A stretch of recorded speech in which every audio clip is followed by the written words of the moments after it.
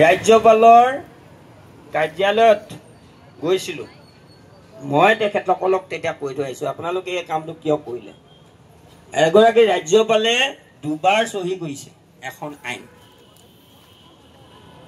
এনেকুৱাটো হ'ব নোৱাৰে বুলি কৈছে তেখেতলোকে। বাৰু যি কি নহওক, এনেকুৱা ধৰণৰো তাৰমানে আমাৰ মাজত আমাক এনেকুৱা ধৰণৰো আচলতে কিছুমান বিদ্ৰোহ কৰি থোৱা কাৰবাৰ আছে। যি কি নহওক, 2019 চনত তেতিয়া যেতিয়া ৰাজ্যপাল মহোদয়ে স্বাক্ষৰ প্ৰদান কৰিলে, তেতিয়া আমাক 2021 চনত এই পোষ্টবিলাক টিউটৰ হিচাপে আৰু কোনোবা হয়তো টিচাৰ হিচাপে নিযুক্তি লাভ কৰিলে।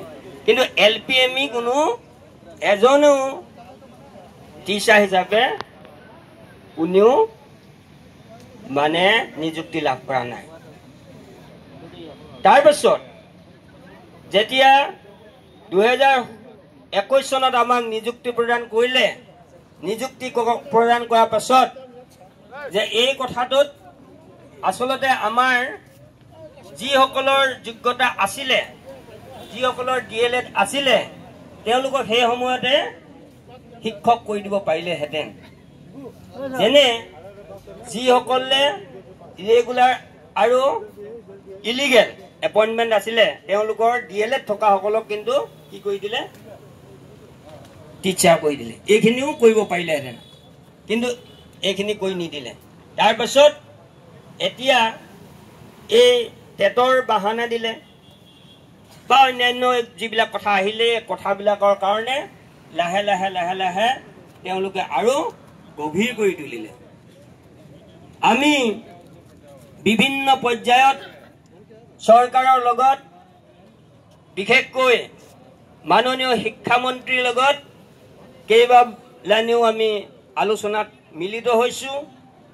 আৰু প্ৰতিবাৰে তেখেতে মাত্ৰ প্ৰতিশ্ৰুতি প্ৰদান কৰিলে, মিছা প্ৰতিশ্ৰুতি বুলি এইকাৰণে কৈছোঁ যে সেই কথাবিলাকৰ পৰা আমাৰ আজিলৈকে কোনো এটা উত্তৰ আমি পোৱা নাই। গতিকে যিবিলাক কথা, যিমান কথা পাতিলোঁ, সকলোখিনি মিছা হ'ল। আৰু যিসকল আমাৰ শিক্ষা বিভাগৰ ব্যুৰ'ক্ৰেটছ আছে, আমোলা আছে, সেই আমোলাসকলৰ লগতো আমি যিমান কথা পাতিলোঁ, তাৰ পৰা আমাৰ কোনো উত্তৰ আজিলৈকে নোলালে। তেখেতসকলে, শিক্ষামন্ত্ৰী ডাঙৰীয়াই আমাক কৈছিলে যে অন্ততঃ দৰমহাটো বৃদ্ধি কৰিম।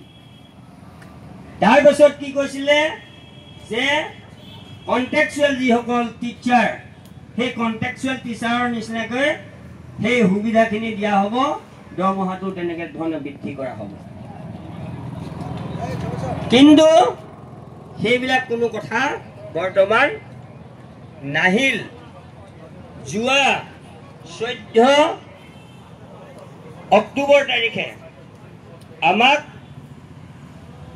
শিক্ষামন্ত্ৰী ডাঙৰীয়াই আমন্ত্ৰণ জনালে আৰু তেখেতৰ সভাকক্ষত আমাৰ এখন সভা অনুষ্ঠিত হ'ল।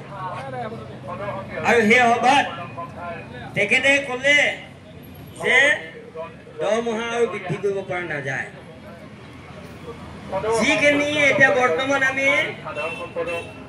ৱেজ পাই আছোঁ, দৰমহা মানে ৱেজ, মজুৰি, সেই মজুৰিৰ ওপৰত 6% ইনক্ৰিমেণ্ট এটা হ'ব। এতিয়া LPME ক্ষেত্ৰত কি হ'ল যে বৰ্তমান